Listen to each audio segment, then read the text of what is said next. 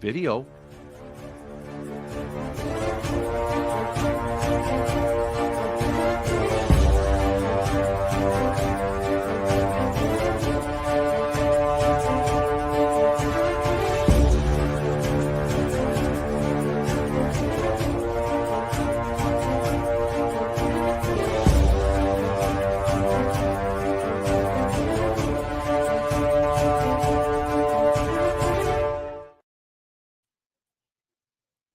Oh, there's Ryan. Hey, everybody. Welcome back. It's the SCB Steelers Podcast presented by DEK Roofing Incorporated of South Florida. And we are, as always, very proud to be part of the Variety Sports Network. And we are coming to you live from the Frank Walker Law Studio. And my glass is empty. Empty, damn it. But there's a reason. Because we all have a bottle of whiskey straight from Tennessee, USA, sent to us by Cliff. And thank you, Cliff, for this very generous gift. You did not have to do this. I hope Cliff's on tonight. And Cliff is on. Cliff's on. And it's goes without saying, we are very grateful. And so, gentlemen, I believe it is now time to crack open your bottle of Tennessee whiskey. Now, I was told the way to drink this is just nice and neat. Don't need anything with it. At least not for now. And of course, I should have pre-unwrapped it because now I'm fumbling with it, as I said I wouldn't do in the pre-show. There's a little thing. Well, I just can't seem pull to it around and let's. Yeah, there it is. Nice. Yeah, I just wasn't. Yeah, I was. I was struggling. I was struggling. You know, I'm on the struggle bus. I'm waiting for you here, Mark. Are we gonna yeah, I know. I'm coming. I didn't wait. It's good. Oh, Ryan, you drinking any? Here we go. Cheers it. Fucking here we go. It's easy there. Here we go. Steelers. I figured he was going to say he's on the way to the hospital or something like that. No, I'm trying to be good tonight. So all right, that's smart. All right. So cheers. Let's cheers it. I'll tell you. Cheers it up. Thank you again, Cliff. Appreciate it. So I showed my Cliff. Thank you very much. I showed my wife. Wow. The bottle. That's and tasty. Thank you, Cliff. That is good whiskey. Yeah, that's very good. And my wife, very smooth. My wife wanted to partake. Okay. And obviously she didn't because we didn't have the baby yet. But I promised her that I wouldn't drink it until after she had the baby, so she could enjoy it. So I'm drinking some Claws and some vodka, and also, I'm just going to be honest, the caramel colored stuff brings a whole different side of me out. And I'm so that's why he goes with the clear, huh? And last time we had a baby, Ben jinxed me, so I'm just trying to be as good as I can. Tell the story again, Ryan. You tell it so well.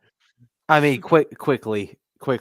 I can't remember if you said it on the show or not. I think it might have been after the show, and you were just like, does your wife let you drink like this, knowing you might have a baby? And I was like, it's okay, nothing's gonna happen. We're 2 weeks out, it's fine. 4 hours later, she fucking sprung out of bed like in the night before Christmas, and then I drove to the Wexford Hospital, half in a bag. Such is life. Here we are. Yep. Makes for great stories as that child gets older. If you would have known how blitzed I was. I can't wait to tell him. Like, that's fantastic. Sobered up like that. Oh, fuck. I was ready to go. Adrenaline is a wonderful thing. Yes. I was going to say, Ben, I think you mentioned that adrenaline can sober one up very, very quickly. Yeah. All right. Thanks, everybody, to be here. I see we got a lot of folks in already. And, hey, those of you that watch on your own time, listen on your own time, thanks so much for doing so. We really appreciate it. Continue to hit the likes, hit the subscribes, all that great stuff. But we're much more about just being here to talk some Steelers and have fun. I think the direction we're going to go in tonight is really kind of dissect and go back, and we're going to go back a little ways here and talk about where the quarterback problem that has now grown into these three ugly heads, if you will, came from. And there are, I think there's a couple of different avenues to go down, and we'll go down those. And there was some stuff about Aaron Rodgers that came out today that we'll talk a little bit about as well. And so that's really the idea. And we'll mix in a little draft talk at the same time through the course of the show. But that's really it. Any opening thoughts, salvos, just in general before we get going here, guys? Aaron Rodgers is a douchebag. All right, I'd say that's an opening salvo. Yeah. I want to take us back to Ben Roethlisberger era in Pittsburgh. And Ian, I'm going to ask you this first. In hindsight, of course, 2020. Mm-hmm. However, literally to 2020. Well, I think so. Oh, damn. Doctor claims it is. When was the right time to actually find somebody to succeed Ben Roethlisberger? Mm-hmm. Well, I'm literally going to go to 2020, the 2020 draft, and say that, after the 2018 season, yes, that was when Antonio Brown had his meltdown at the end of the year.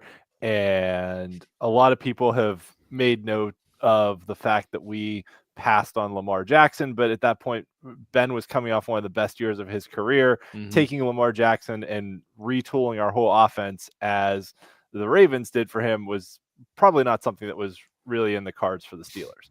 And no one could have predicted Ben's elbow injury in 2019. That said, coming off the elbow injury in 2020, when we did not have a first-round draft pick because we had traded it away for Minkah Fitzpatrick, we had an opportunity in the second round of the draft to take Jalen Hurts. Yep. And instead, we took Chase Claypool. Now, the rationale from the Steelers, I'm going to try and figure out what they were thinking, right, was that they thought Ben would be able to come back and play, and we're trying to build a team around him in his final years that could compete. So they took a big, tall wide receiver that they thought could help stretch the field. Okay, didn't work out. But nevertheless, so instead of looking forward to the future and trying to take his successor, and at that point, that really was the time, because at that point, there was no indication that Ben could come back and play as well as he did in 2020. Right? The way he played in 2020 was a surprise to a lot of people coming off that elbow injury. So I think 2020 draft, there was a justifiable case to take a quarterback high and early there, even if it was like Jalen Hurts, where you may have to sit him for a year or so, Ben's last couple years, and then have that transition in place. But they decided not to go that route. Ben had a pretty good year in 2020, kind of fell off at the end after he had that knee injury and really couldn't move anymore. And then 2021 was basically a statue and a farewell tour. And then they got into the cycle of desperation where 2022, they were like, well, we need a quarterback, and no one was taken, and we're going to take Kenneth Shane Pickett from the University of Pittsburgh because we passed on Dan Marino once. We don't want to pass on the next Dan Marino. Okay. So and from there on out, it's been, they thought Pickett could be the quarterback of the future.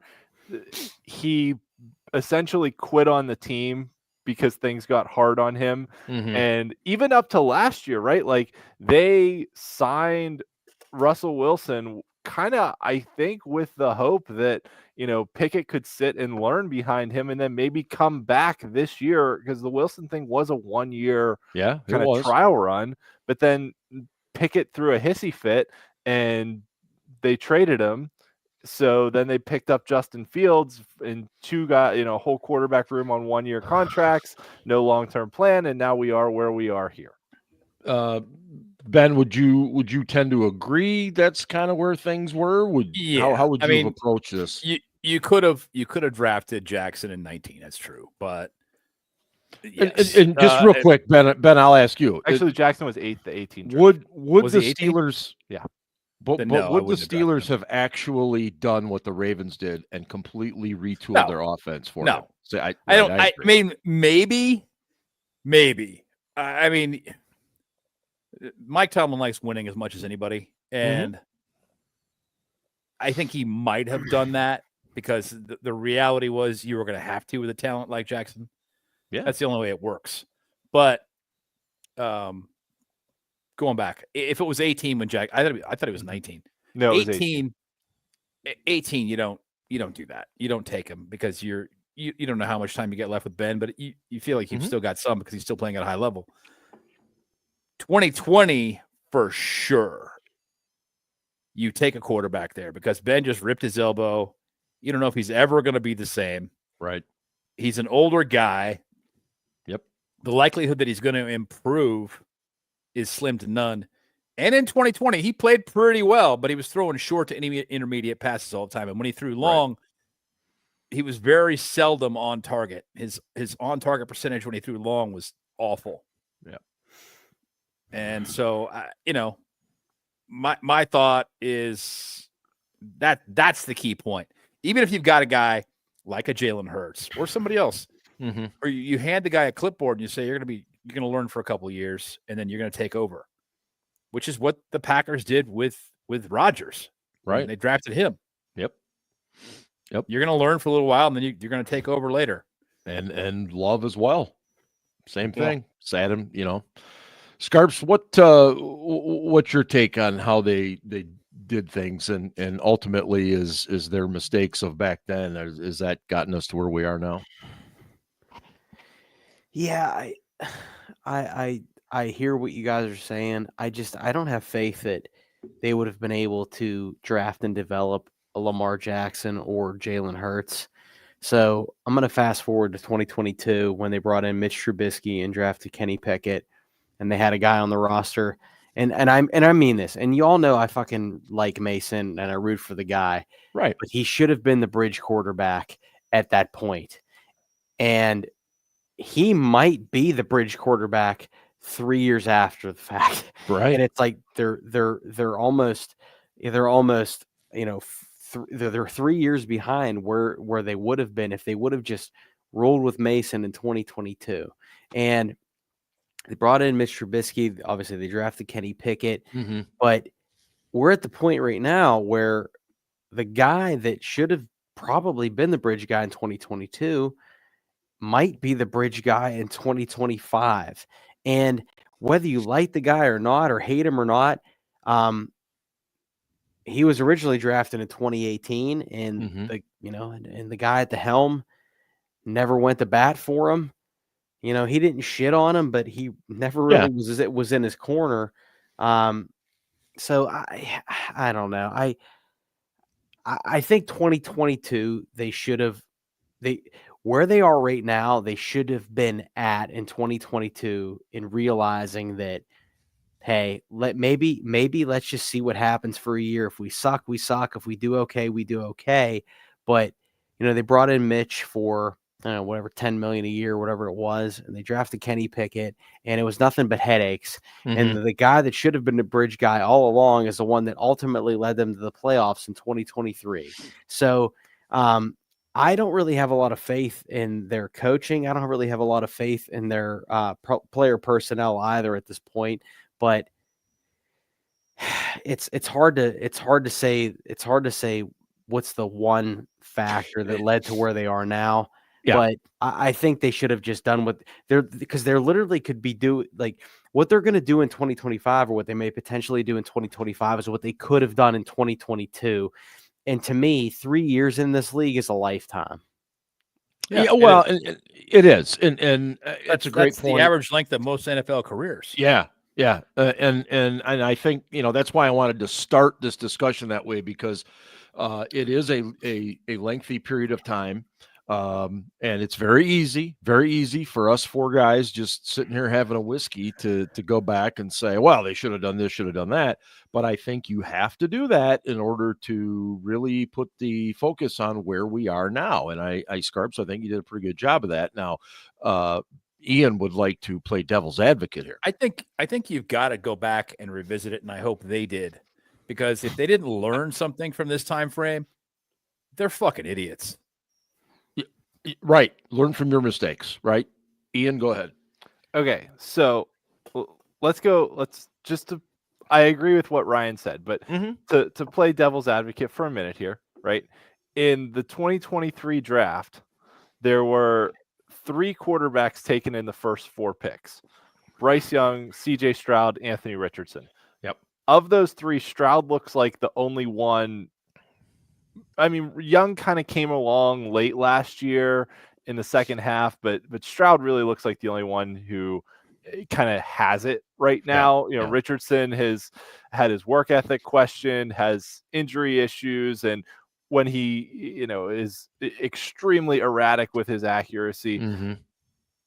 So you would have had to be absolutely terrible with Mason Rudolph, right? Like the Colts at 4, they went 4-12-1. Yeah. So like you basically would have had to have a 4-win season with Rudolph to get one of those guys. And then after that, the next quarterback taken was Will Levis. So I guess my devil's advocate question is, other than getting CJ Stroud, if Mason had been the bridge quarterback in 2022 and we had been bad but not terrible and taken a quarterback in the 23 draft, other than Stroud, if we had wound up with Bryce Young, Anthony Richardson, or Will Levis, the other top 4 drafted, would we be in any different place right now than we are now? So can I rebuttal? You may retort as devil's advocate. Yeah. So I would just say this, that okay, if you went with Mason in 2022, you didn't bring in Mitch and you didn't draft Kenny, and you put all your eggs in the Mason basket, you could easily be like, okay, whatever.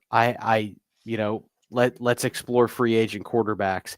But I feel that they had this attachment to Kenny because he was a first round pick, whether, regardless of his ability or not. And they also sort of had a tie to Mitch because he was a free agent quarterback that they brought in. But also, as we know, this team, even though they brought in DK Metcalf, who was acquired via trade and signed to a new deal, and he had to agree to a trade. I understand that, but this team doesn't spend a lot of money in free agency. So, Ian, I will agree with your point that you're right. I don't know if they would be any different now than they were if they went with Mason in 2022, but if they could have selected a better first round pick, Trent McDuffie, if you will, rather than draft Kenny Pickett in 2022, if they would have just agreed that, hey, Mason is the guy, we can build that, because I feel that's what they're doing now, and they don't even really necessarily have a starting quarterback. They're waiting on Aaron Rodgers. They have Mason at the helm, which is where they could have been 3 years ago with a Trent McDuffie, who has never made a Pro Bowl, but he's an All-Pro. That's a very fair point. No, it's Ben, go ahead. Yeah, just one quick point. I think that we all need to bear in mind that I don't know that Houston would have traded out of that slot and allowed the Steelers to take Stroud. The Steelers are not averse to trading up to get a player when, one, the trade is affordable, and 2, it's a player they really covet. So I think, we wouldn't necessarily have to see them in the top 3 to get one of those top quarterbacks,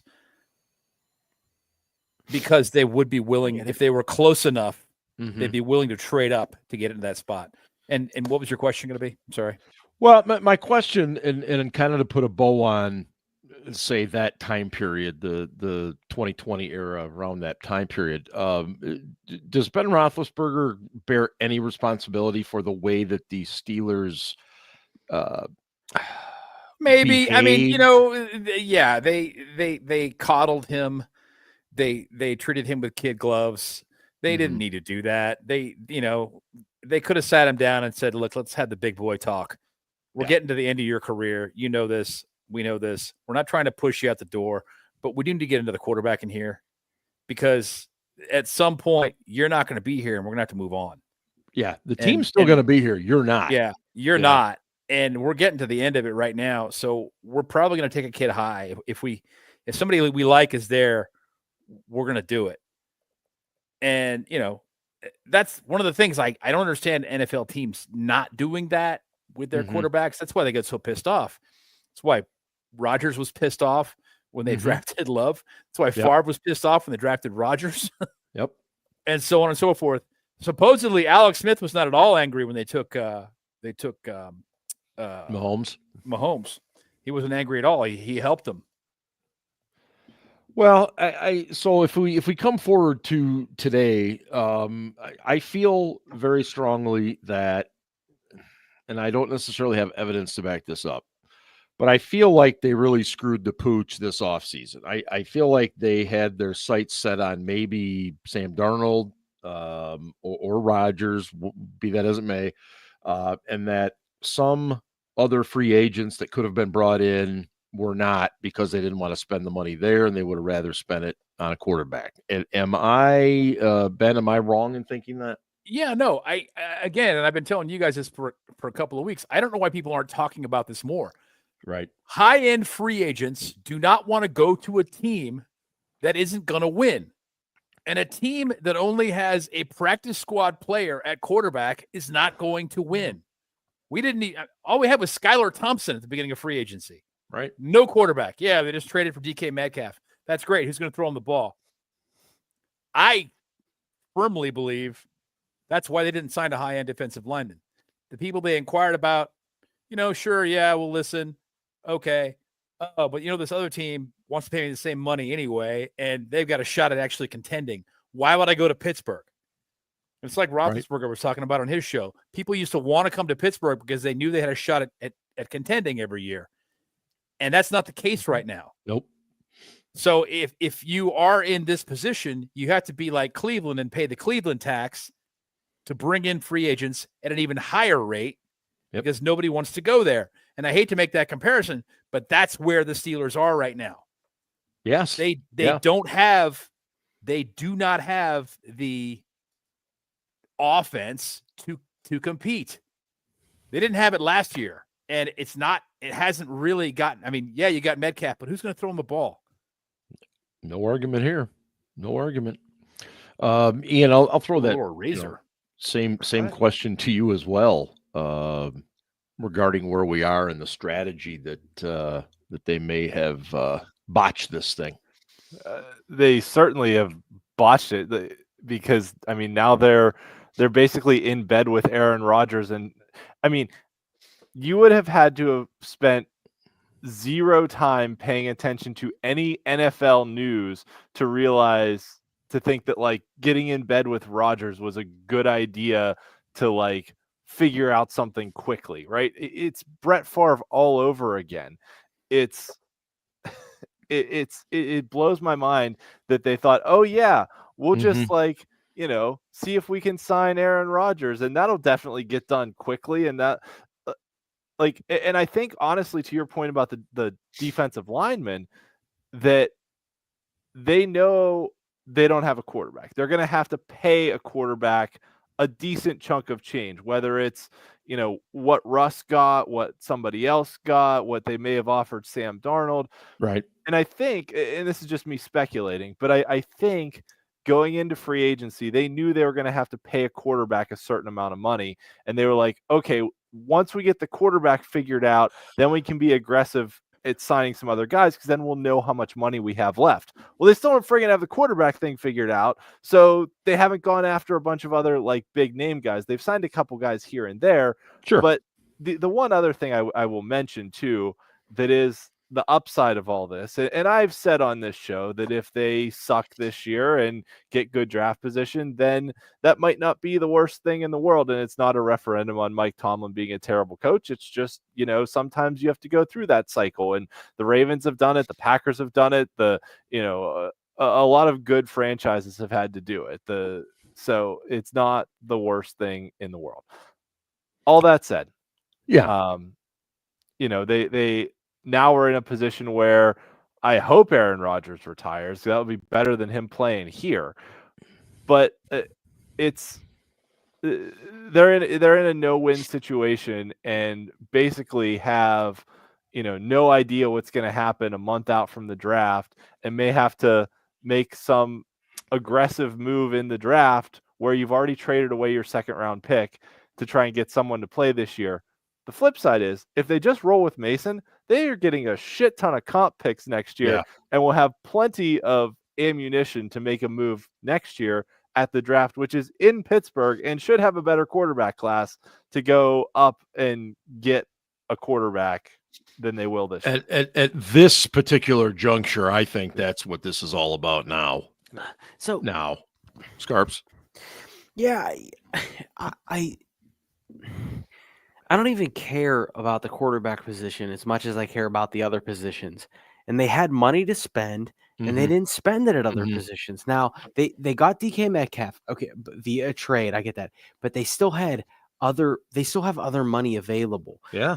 They didn't get, they got Darius Slay, and I'm sure he's going to be a really good mentor, and I'm sure that he can still kind of play. But I also question, how good was he, because the Eagles had a monster front seven. And I just,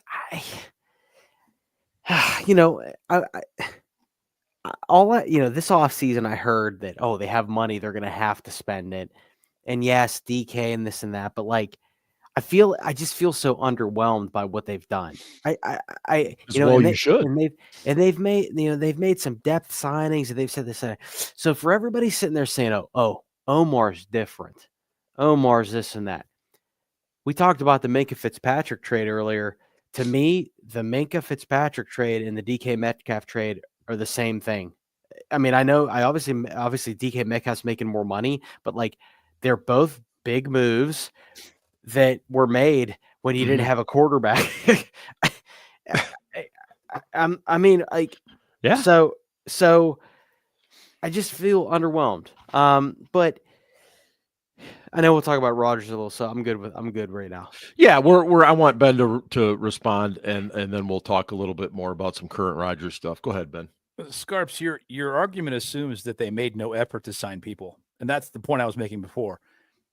They reached out to people who didn't want to fucking play there, or who said, "Sure, we'll listen to your offer," and then never visited.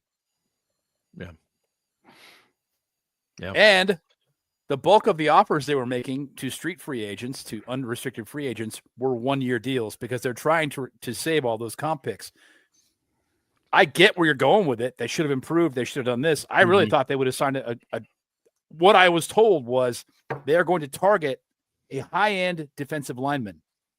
As soon as I Larry thought it was cut. Yeah. As soon as Larry was cut, that was a given. It was happening. Yeah. I thought it was a no-brainer. And nobody came in. No one. So it's not, it takes two to tango, two people to make a deal. If somebody isn't interested in playing for you, they're not. Well, so let's talk a little bit about the Rodgers developments today that came out. And as everyone knows, he was in Pittsburgh on Friday and was at the Southside facility for about 6 hours, excuse me. And there was a statement put out that suggested that Rodgers was not necessarily invited, but told them he was coming. And that once the media got a hold of that, that they actually kind of slipped him out a side door to eliminate photos, things of this nature, and off he went. And to me, the biggest issue that came out today is, and you guys will have to help me out with who first reported this, but they suggested that they're not even sure if Rodgers wants to play this year, which if he doesn't play this year, he's done. At his age, you either keep playing or you're done, in my opinion. So all that considered, Ian, where does that leave you now with Rodgers compared to maybe where you were a week ago? Any, if at all? I mean, personally, I didn't want him a week ago, and I still don't want him now, so it doesn't really change my opinion very much. Right. But where it leaves the Steelers, which is kind of our quote-unquote job on the show to analyze, yep, is that it does leave them in the lurch a little more. And I mean, Rodgers could take up until training camp to make his decision on a team. So, I mean, the Steelers waiting on him was a bad idea from the beginning, and it's still a bad idea, and it's going to continue to be a bad idea.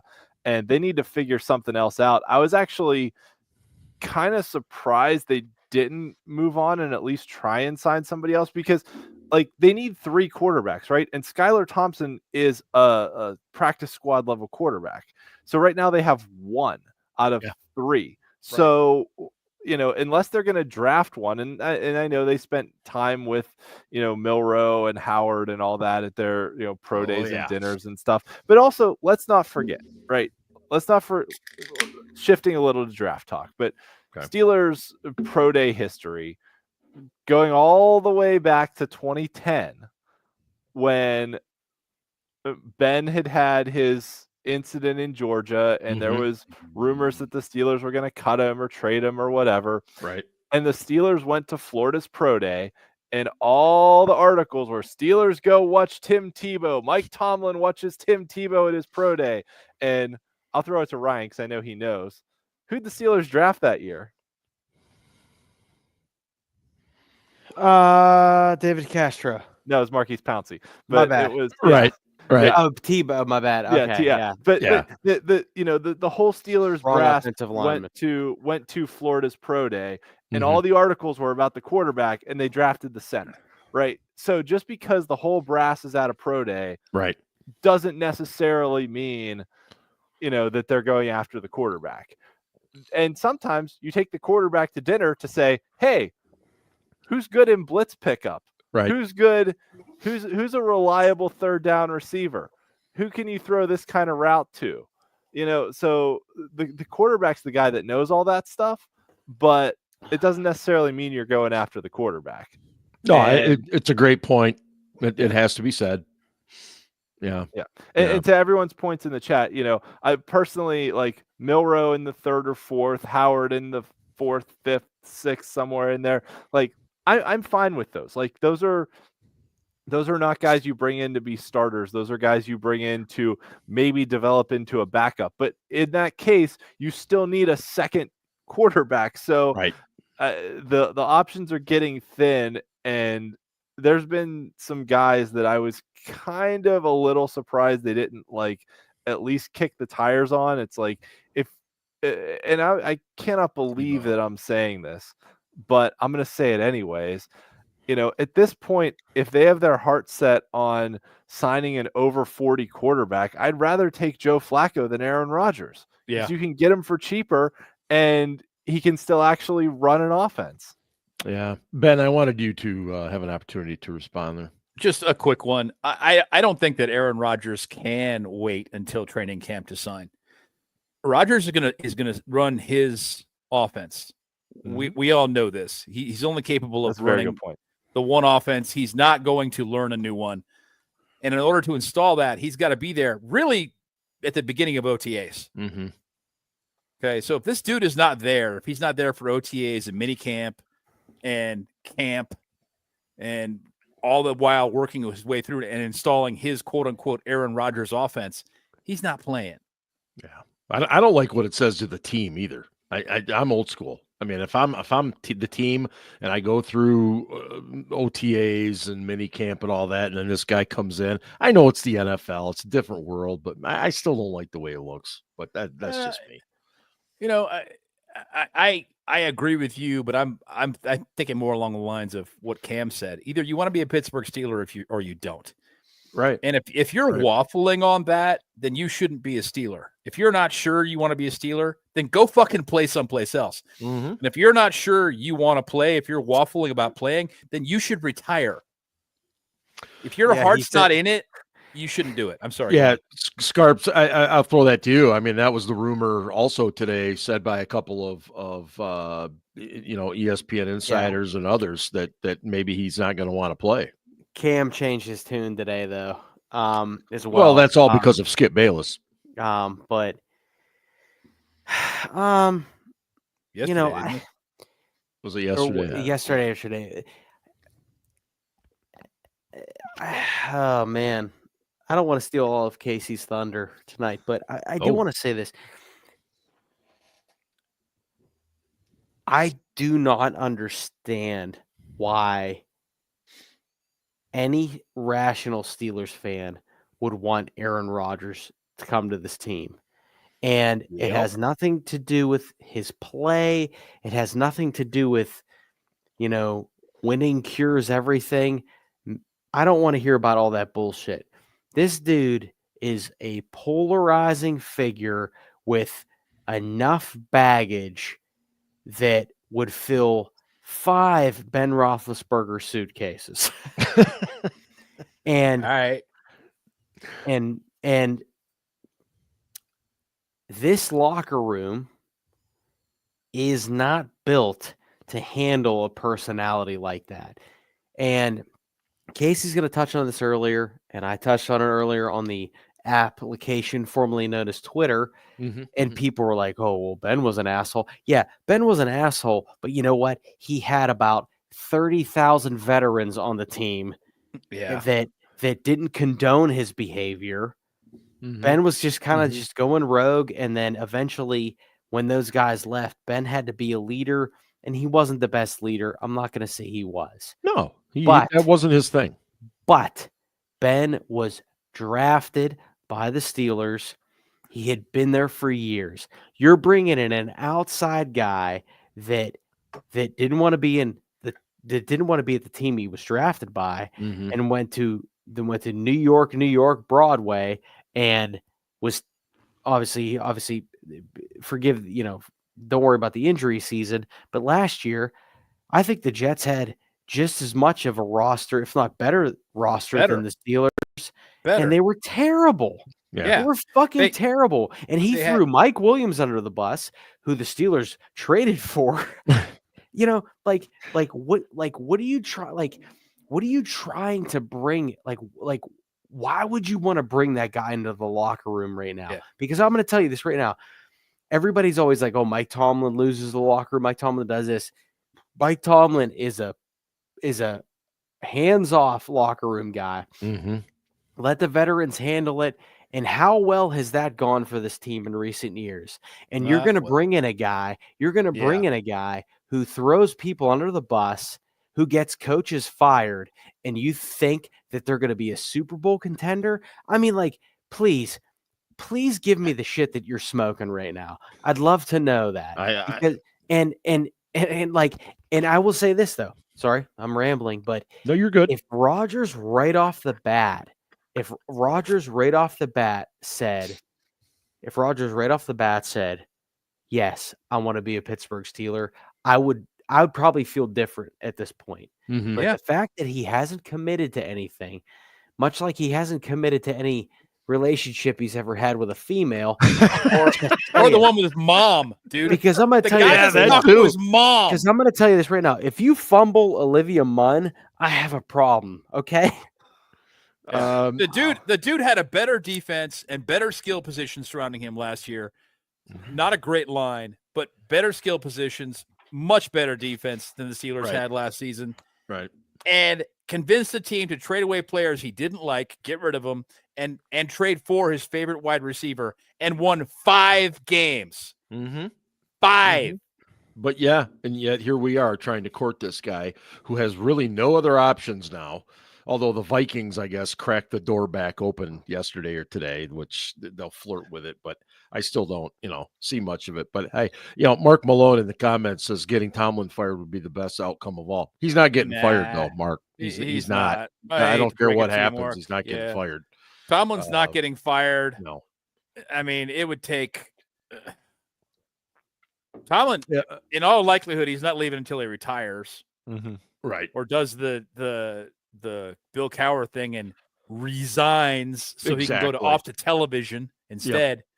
But the reality is it would take a catastrophic fuck up of a season for Mike Tomlin to get fired, or he gets caught doing something horrible that reflects really poorly on the organization. But the way he's coaching, that's not getting him fired. Everybody who thinks he's going to, nope. And Rodgers coming in, that isn't going to make it happen either. They're going to blame it on Rodgers, which is legitimate because Rodgers has been that guy everywhere he's ever been. I have no idea where the team's chasing him. I'm still baffled by it. Well, Mark comes back and asks why the talk about A-Rod getting coaches fired then. Well, because that's what he did at New York. And you can argue the same thing happened with Mike McCarthy in Green Bay too. And I don't think anybody's saying 100% that he couldn't get Mike Tomlin fired. It's just that this is a different organization. That's not how we do things. And like to Ben's point, it would have to be something catastrophic for the Steelers to move on. They would look at Rodgers' track record. You'd have to after it happens, which they should be looking at now. Let's be honest; they should be looking at that shit now. Instead, they would look at it after the fact and go, "Well, we probably shouldn't have signed the guy. He's got a history of doing this kind of thing, and that was a bad idea. Let's own our mistake." Oh my God! Well played, Yinzer. He stole Zach Gentry's girlfriend. Yeah.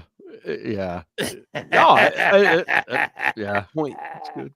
Scarps. Well, no, and to Mark Malone, if it is a real Mark Malone, I love it. Even if it's a fake Mark Malone, I don't care. I love it. Thank you, Mark for Malone's everybody. mustache. Thank you to everybody that's in the chat. I brought it up, and I brought it up not in a way that Mike Tomlin's going to get fired. I brought it up in a way that Rodgers is sort of Rodgers is toxic, man. I don't care. He is. No argument. He is, and this is the other thing about the Rodgers conundrum, whatever you want to call it. Russ in 2023 is like identical to Rodgers in 2024, and Nathaniel Hackett is part of that, and Nathaniel Hackett got fired in Denver and then became the offensive coordinator for the Jets, and he's no longer there either. No, and it's just like we keep recycling just people involved with just horrible shit, and this team is even Tom Selleck even better. But the point is this team acts as if it's better than that. It carries this sort of aura that's like, oh, we're not the Browns, we're not this and that. I'm going to tell you right now, this team is making moves that the Browns do, and I don't like it. Yeah. No, I don't think anybody does. They're making moves like they're making moves like let's say the 1984 Pittsburgh Steelers made. Mm-hmm. Starting to feel that way, isn't it? They are, dude. And it's thinking back, it was brutal. I mean, it was a brutal fucking decade. God. The one thing I'll say, though, to give them a little bit of credit, that yes, they signed a bunch of old players in free agency and all that. But in they're the 80s also or now? No. Now. This year. They did that in the 80s too. Well, yeah. But now they haven't signed anyone to a long-term deal that's going to hamstring them, into the future. This seems like it seems like they're approaching 2025 like a bridge year and basically saying, we're just going to try and restock the roster with young talent in 2026. We're going to get a bunch of comp picks. Maybe we'll trade a few to go after a quarterback. We'll have cap space. We'll be able to do whatever, right? But it seems like this organization, this franchise will always say, oh, yeah, we're going to try and put a Super Bowl contender on the field. It almost feels like they're punting on 2025. Ian, do you think they should come out and say that? No, you never say you're not trying, right? Because I wouldn't even say we're not trying, but I almost wonder what it would be like if they came out and they just said, look, you guys see what we're doing. A lot of one-year contracts with these free agents. We're still unsettled at quarterback. We're going to put the best team we can out there, but we're really shooting for the future too. You don't think that'd be a good idea? No, they will never admit to a rebuild. Okay. All right. Do you recall what the Ratbirds did in like the mid 2000s? They had salary cap problems. Yeah. They jettisoned a bunch of guys or traded them, and guys who had high value contracts. Mm-hmm. And it was pretty clear that on paper they were going to be bad. And they basically went out to their fans and said, look, we have a plan. Trust the plan. Trust us. Things are going to improve. Right. They're going to get better. And within a couple of years, they were a pretty decent team. And within 4 years, they were a contending team. Yeah. And I just wonder, I mean, obviously honesty is not always the best policy in this day and age, but it just, and I agree. And the Steelers are never going to admit to a rebuild, a reload, whatever the hell you want to call it. I just think obviously people that follow them as closely as we do, and most of our people in the chat do, we see what's happening, and that's really kind of what it's pointing to right now. What do you guys think about the fact that, and I think, I don't remember who it was in the discussion earlier alluded to it. Are you guys convinced that they will draft a quarterback? Scarps, I'll give that question to you. Will they draft a quarterback somewhere in this draft? Well, this goes back to Rodgers. I think it depends on what he does. Mm-hmm. If he commits now, I don't know if they should, but if they don't know what he's going to do, yeah. I just don't want to reach, man. I really don't think this is a great quarterback class other than Cam Ward. I think and I don't even think, no disrespect, my man, I don't even know if Cam Ward's that good. I don't either. I just don't know. And they're not going to get Cam Ward. Shedeur Sanders, oh my God, please no. I'm not, no, I don't need, but fuck. Like, if they're going to reach on Jackson Dart, he's a project. The kid from Louisville is a project. Jalen Milroe is a project. Like, and we don't have the people in place to build projects. We just don't. So, I would really like to know sooner rather than later what Rodgers' intentions are, because I do think he's starting to fuck with draft. Fuck with draft. This is an adult program. This is he's starting to mess with meth. Maybe Rodgers is on little meth. He's starting to mess with draft preparation, which to me means a lot. I think either way, even if they sign Rodgers, they have to draft a quarterback. The fear that people have is if Rodgers doesn't sign, that they're going to draft a quarterback high. Yes. And that guy will be the future, and it'll be Kenny Pickett all over again. And Cam Ward notwithstanding, I agree that would be a terrible call, but Cam Ward's not going to last to 21. He's not going to be available to draft. So it would be someone else. And if they drafted Jackson Dart at 21, I wouldn't be happy. Nope. I wasn't happy when they took Kenny. And I'd be less happy now, because they should fucking know better after that experiment. But at some point they have to draft a quarterback this season, because basically right now what they have is they have a number 2 level quarterback in Mason. Okay. Right. And they got a practice squad guy in Skylar Thompson, and that's it. So unless you really believe that Thompson can be your number 3 and be a guy who you can develop long-term, you have to draft someone to be that backup of the future, if you will, your number 3 quarterback. You gotta. And just for reference, this week, Tomlin and company were both in Columbus at Ohio State's Pro Day, and met with and spent a lot of time watching Howard there. And then they were also in Austin for the Texas Pro Day and spent some time there with Quinn Ewers and stuff as well, which they're doing their due diligence. So I wouldn't read any more into it than that. Ian, do you think they draft a QB in this draft? I think they do. I think they do at some point, but I hope it's in the 3rd or 4th round. Quinn Ewers feels like Mason Rudolph Redux. Like I saw a few Texas games this year, and he just throws like a big, high arcing, moon ball, basically. It's not a live arm at all. No. And a lot of people were kind of enamored with his deep ball after Texas beat Alabama, but it wasn't anything special, right? Like, he wasn't throwing darts out there. He was basically throwing moon balls and letting his guys run under them. So whether it's Ewers or Milroe or Howard, anyone you take after the third round is going to be a project. They're not going to be a starter this year, but that's okay. Like I'm personally fine with rolling with Mason Rudolph as a starter. Let whoever be your any guy you draft, maybe he's your number 3, and then find someone to kind of fill in that number 2 role, find another veteran maybe. But like the problem is all those veteran number 2s have basically been snatched up at this point, pretty much gone. Like to Scarps' credit, he mentioned Taylor Heineke a few weeks ago, like when we started free agency. Like Heineke's gone. Did Kyle Allen sign back somewhere? I don't remember. He's in Allen signed with Detroit. the Lions. Yeah.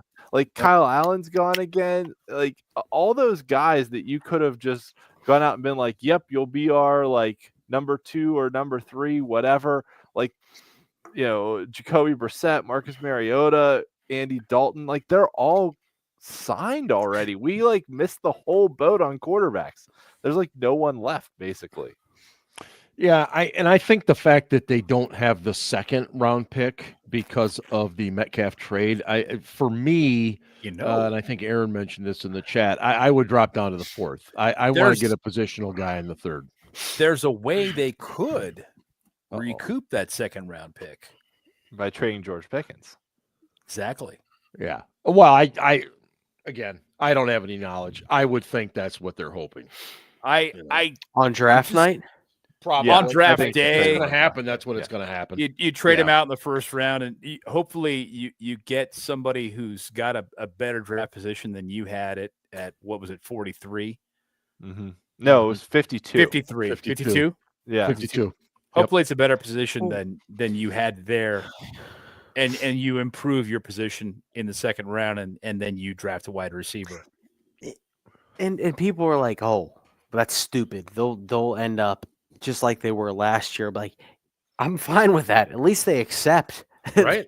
At least they accept it. I feel like last year, fans and the team was not accepting where they were in the scenario. They put all their eggs in the Ayuk basket, and it didn't work.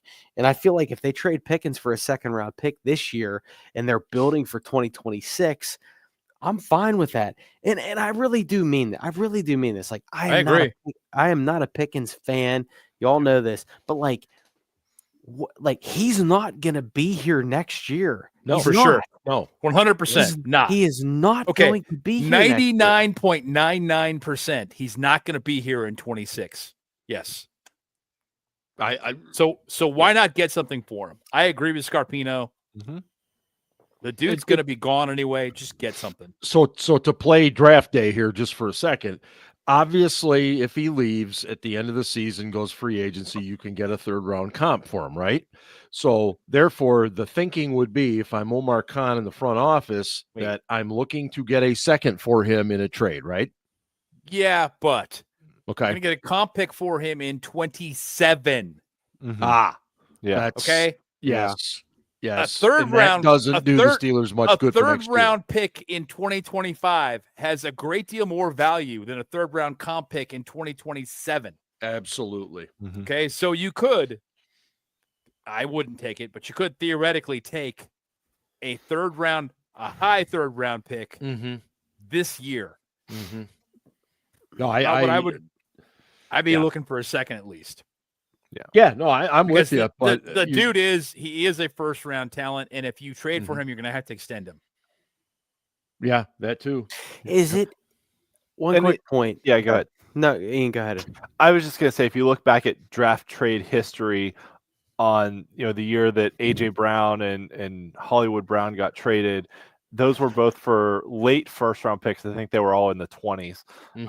That teams had missed out on kind of the top tier of wide receivers and decided to trade a late 1st round pick for those guys. And those were all guys that were going to need to be extended. So that's kind of the I think market for a draft day trade for a wide receiver that needs extended is probably outside the top 20, but maybe inside the top 50. So Ben has a very good point that you can basically improve where you were with the Metcalf trade by trading Pickens. Go ahead, Ryan.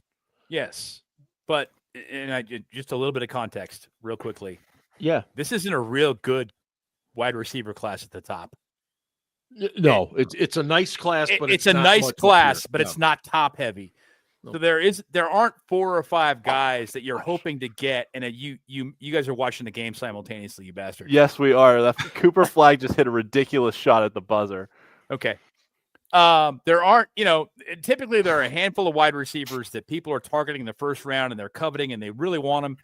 And if you don't get them, then you trade for your guy later, right? That's not the case this year. There really aren't those kind of guys in the first round. There are a couple. Well, I was going to ask you guys this eventually, but I'll ask it now.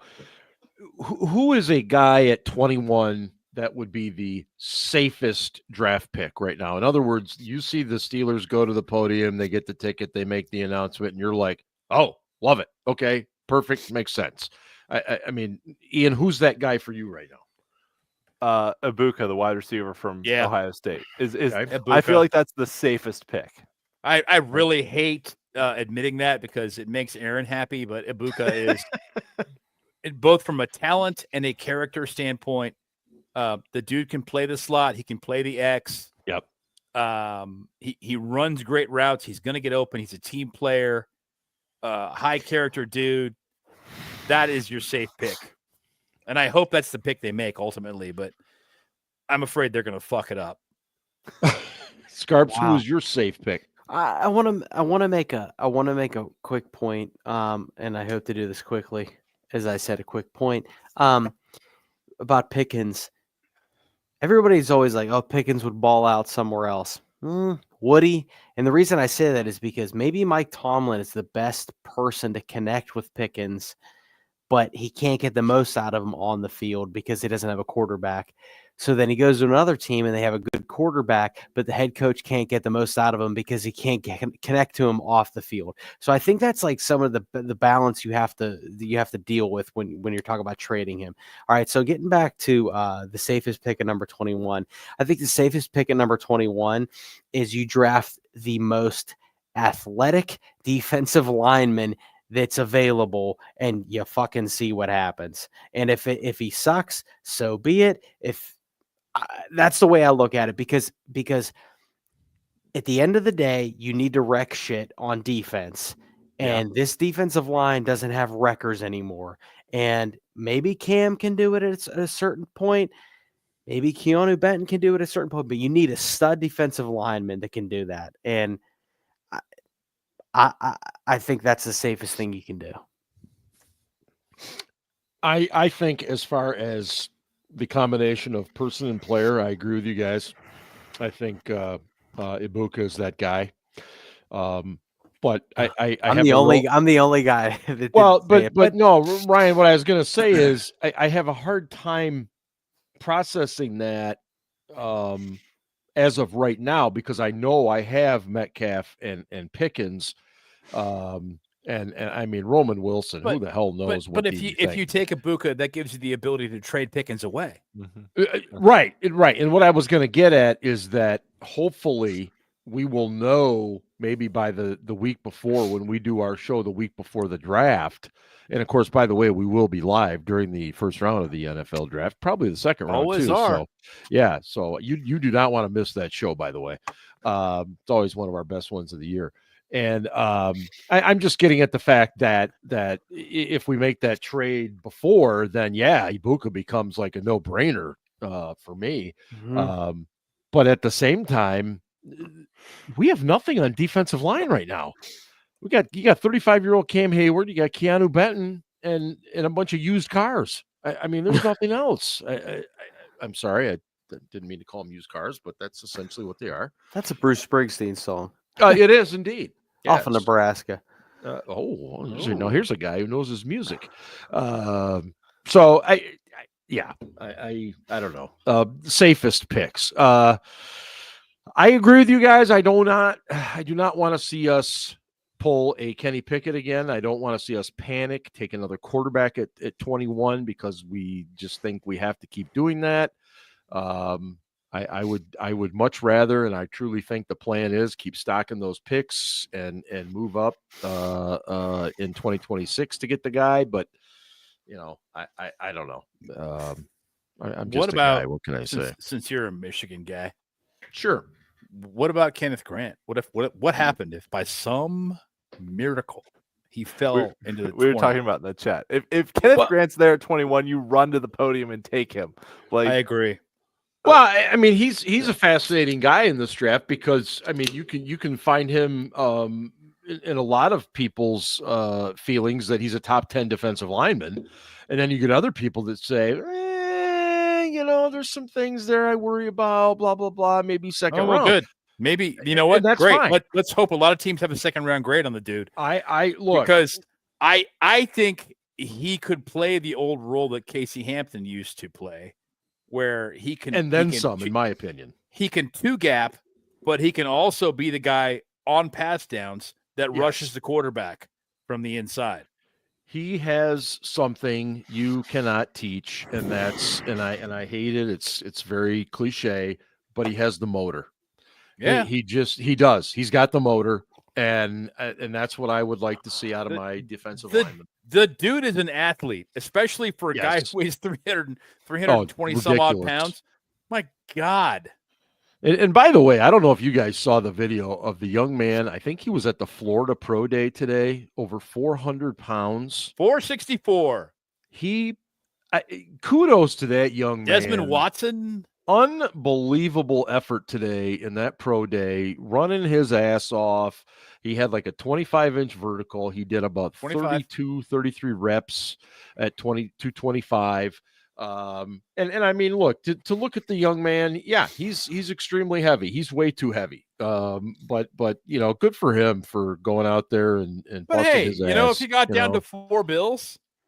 Oh my God! I mean, he kind of reminds me of. Now he's not as big, but he reminds me a little bit of McCullers a few years back. No, not as tall. Did you watch any of his film? Well, film not so much. No. Okay, I will just tell you in the short area, he's not fast. He's a pure two gapping nose tackle, which shouldn't come as a surprise.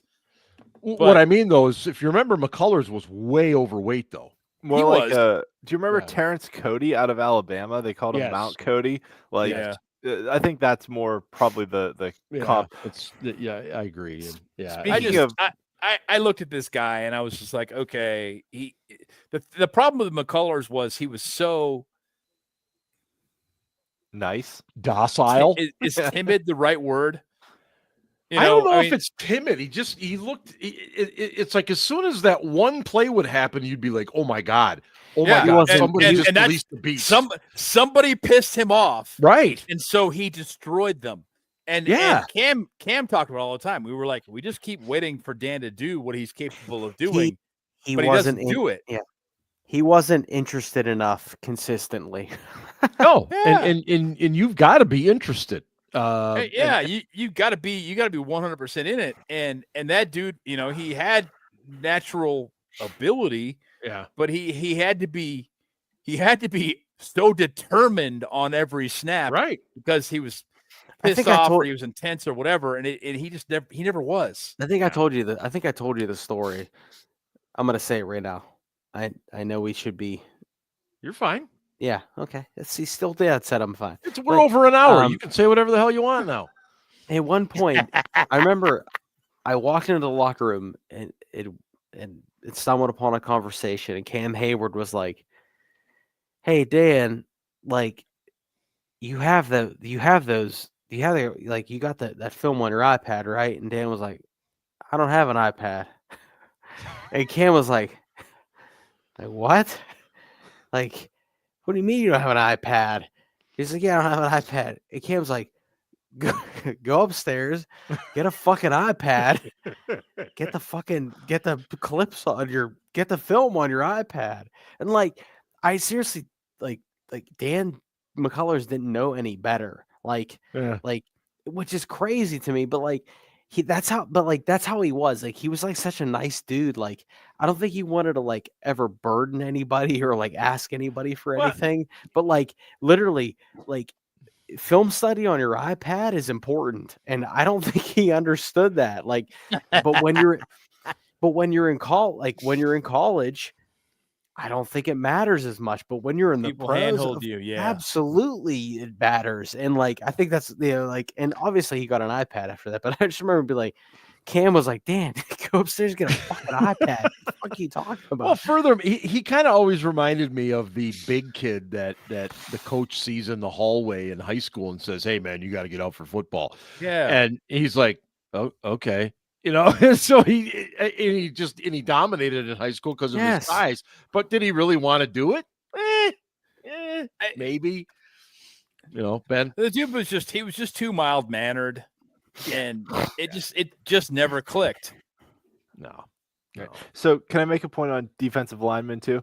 Indeed. All right. I know we're an hour into the show, so like technical football talk is difficult at this point. Yes, it is. Now to understand. Yeah. Now we talk a lot about one gapping versus two gapping defensive linemen, and since in recent years they've focused a lot more on one gapping than they did on two gapping. And for folks who are listening that may not know, two gapping, back in the like Aaron Smith, Kimo von Oelhoffen days, basically the defensive lineman held off his blocker and essentially covered either side, right, depending on where the running back was going to go or the play was going to go, versus one gapping is you just attack one shoulder of the offensive lineman and try and get between the two linemen in that gap, regardless of you're responsible for that one gap. You're not responsible for going either way. There have been a lot of clips of Tyleik Williams from Ohio State floating around this week on Twitter. And that dude is one of the most impressive two gapping linemen that I've seen in a while. Like, he's not a first round pick, but like second, third round, if he's there, like that dude can two gap. Like I haven't seen someone play that well in a long time. Two gapping is not two gapping is a difficult technique to play because it is now. They don't coach it anymore. Yeah. No, they don't. And just the film clips that were put out there, I was like, wow, this dude like holds off the lineman with one arm, and then either side that the running back goes to, he basically just throws the lineman out of the way and goes and makes the play. And just to kind of clarify, at your basic high school level, you don't have two gapping. It's basically like, here, your job is to shoot this gap. That's your job. And the two gapping starts to show up when you get into college or at the very high advanced high school levels. You start getting that with bigger, better, stronger, faster athletes, all that stuff. And you're right, it's not easy to do. It takes work. And Tyleik Williams was the guy for Ohio State who tripped and fell and like got a cramp door against 40. So if people are putting two and two together, like that was weird when it happened, because I really worse than it was. I thought the guy injured his knee, but he said it was just a cramp. So thank goodness. Yeah, no doubt about it. Look, we're less than a month out from the draft now, and we'll start to focus in on that a little bit more. And again, just to reiterate, both Dom and Cliff are doing a fantastic job, and I'll be getting Cliff. He has his latest, which is on Quinshon Judkins. He just got that draft profile done, so I'll get that out in the morning. And Dom has been working on kind of the team profiles, Clemson, Alabama. So check those out at the site, steelcityblitz.com, and they're doing a great job with that stuff. And obviously Cliff knows how to select whiskey as well. This is excellent stuff, Cliff. Yeah, it's wonderful. It's really nice. It is really nice. Cliff. I love it. Yeah. Yep. Really nice. Thank you again. Other thoughts, guys? We're a minute or hour and 10 in, but if there's other thoughts. Hour and 10. Yeah. I have to go to the restroom. I have one go right ahead. Potty break for Scarps. Potty break for Scarps. It's only the third. It's nice of you to announce it. Appreciate it. Yeah, well, I have one more thought, and that is that Aaron Rodgers is a fucking douchebag. Somehow I think we've heard that on this program before. I just don't. Again, I'm sorry. I know we're restating things. We're covering ground we've already covered. But I don't know why they're not looking at his track record and going, yeah, we don't want this guy. I really think Mike's in love with him for some reason. That's what it is. I think this is a Mike Tomlin thing. Mm-hmm. I think Mike likes having veteran quarterbacks for sure. And I get that. I think most coaches do like having veteran quarterbacks, but I just don't see the benefits outweighing the negatives here. I don't. And Rodgers is really talented. He's just an exceptionally talented. Well, okay, he used to be an exceptionally talented, but he's still an asshole. You know, our buddy Derek threw together some really nice tape on Aaron Rodgers from last year, and look, there are some plays where it's vintage Aaron Rodgers. Yeah, the timing is there, the throw is there. I mean, it's a throw very, very few guys make. But then, God, the thing you notice about Rodgers now, when you watch him throw the ball, I'm speaking specifically to watching his tape last year. Yeah, is his footwork is lacking. He can't push. It's gotten sloppy. He can't push off anymore, off of that foot, and so he's throwing the ball. It's all arm strength. And granted, don't get me wrong, his arm's amazing. Yeah, it's still very, very good. Brett Favre talked about this at the end of his career. I can throw a ball through the wall. It's not a problem. That's easy. But getting it there on time and getting it there where it's supposed, where it's a catchable ball and it's in the right spot, good ball placement. I'm not as good at that anymore. And that's just aging. It's aging, well, and it's footwork and where your body is, and you know this as well as anyone. Mark, you were a fucking quarterback. It's ball delivery isn't just about your arm. Oh my God, the arm is like the fifth facet of it. Yeah, I mean, yes, you got to have a big arm, but you got to have footwork. You got to have hips, lower body, all that stuff. Rodgers has always thrown off his back foot and gotten it on arm strength, though. Like even.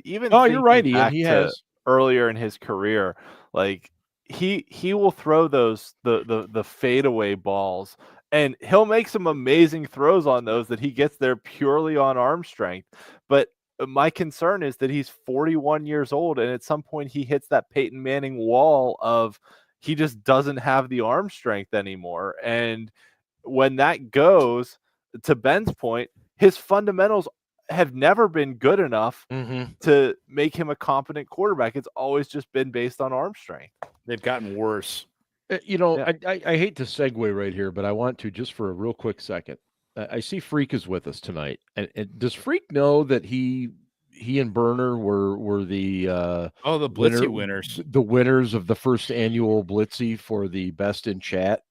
I don't know if Cliff knows, or excuse me, not Cliff, but Freak, if he knows that or not. But there is an honor, Freak, in your name. You share it with Burner for the best member of the chat every week. So I just wanted to make sure you knew that, buddy. We use the word best loosely, Freak. Very loosely, very loosely. But we do appreciate you. Go back and watch the Blitzy show. Yeah, go back and watch the Blitzy show if you're extremely bored or just really high some night, Freak. That also works. With that Terry Bongshaw. I love when Terry Bongshaw makes an appearance. And by the way, that also, since we're talking about Rodgers, there is no fucking way that the Steelers are going to give him number 12 to wear. No, fuck that guy. The idea that these young pup Steelers fans have that think that Bradshaw is going to allow. First of all, it's not Bradshaw. It's the equipment management that knows those numbers don't go out to anyone. And it ain't happening. Forget it. He can wear 11. He can wear 13. He can wear whatever he wants. You know who wore number 11? Let him wear number 7 and really fucking. The vaunted Kent Graham wore number 11. He did.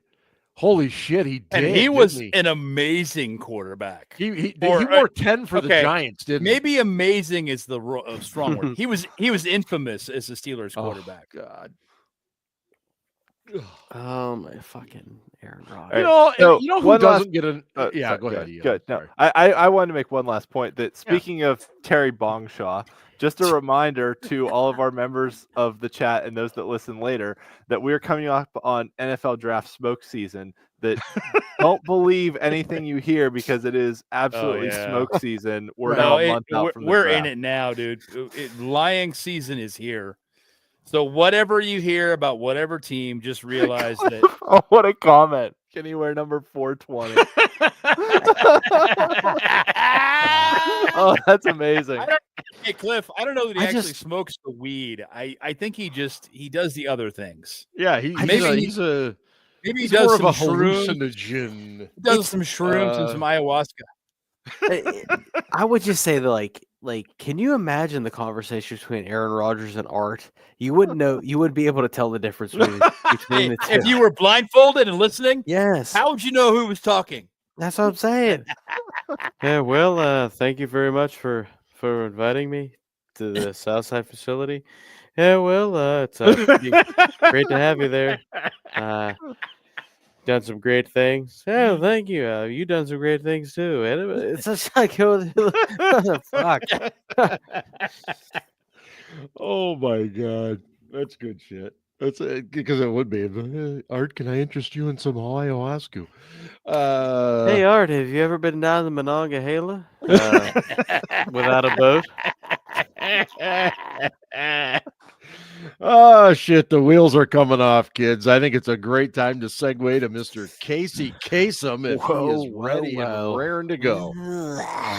Casey's Cast to Cast.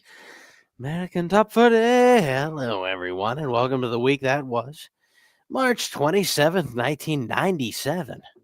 Our favorite correspondent, Ryan, is back with us again this week, and he writes, Dear Casey, am I in my film room dreaming, or are you really scheming to take my Artie Smith offense away from me? Oh god.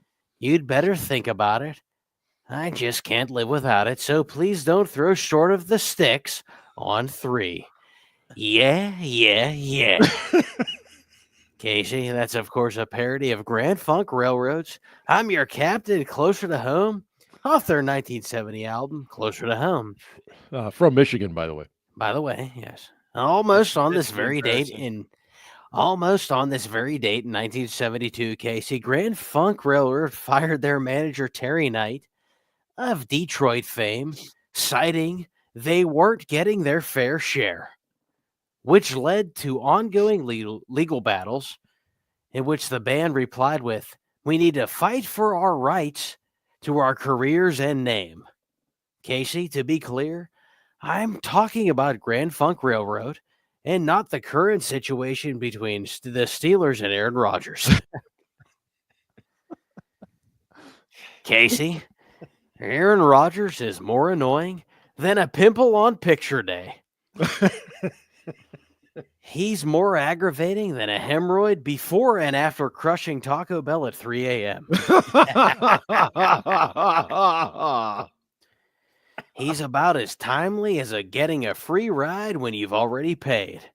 Hey, Alanis Morissette, if you're listening, I just want you to know that Ryan Reynolds is a piece of monkey trash, but you ought to know better than to talk shit on Uncle Joey.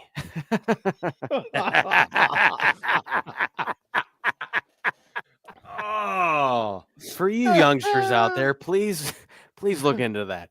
Casey, where was I? Oh, yeah, Aaron Rodgers.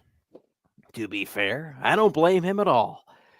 The Steelers knew exactly what they were doing when they started talking to him, and now they're backed into a corner. Was this their plan all along? Let's check with Yinzer Nation's Twitter. Omar Fleeces. He's a top 3 GM in the league. Chess, not checkers. LMFAO, no cap, con artist. Omar Khan.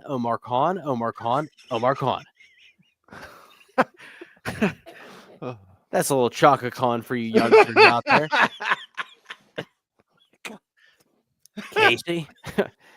Casey, this locker room is not in the right spot to add a polarizing figure like Rodgers. this team is not competing for a Super Bowl this year, but that doesn't mean they should lose the locker room in the offseason. Casey, I remember when the Steelers were the story because of what they did on the football field, not who may or may not sign here. Casey, I'm tired of these foolish games. Well, Ryan, keep your feet on the ground and keep reaching for the stars and keep your radio tuned right where it is. Staying at number 3 this week, here's Joel with Foolish Games. Isn't she dating Kevin Costner now? Here's a guy that was portrayed the Browns GM in a movie. There it is. Oh, man. Thanks, everybody. I swear the views get higher as we get later into the show because everybody's here for Casey Kasem. That's dangerous. It's very dangerous. Yeah. Continue to check out stuff at the site, guys and gals, and SteelCityBlitz.com. We've got draft content, mock drafts, which everybody hates, but for some reason they get clicks, and everything else. So please feel free to like and subscribe and all that other stuff. And hey, we will be back next week as usual. And don't forget, go Steelers. Raven suck. Raven suck, please. Benjamin? I'll say it. Ben? Ravens suck. Oh, there Hey, we go. you got a better voice. You get better. I do. You guys wouldn't shut up. I couldn't get it. I'm like, Well, shit, you didn't fucking unmute.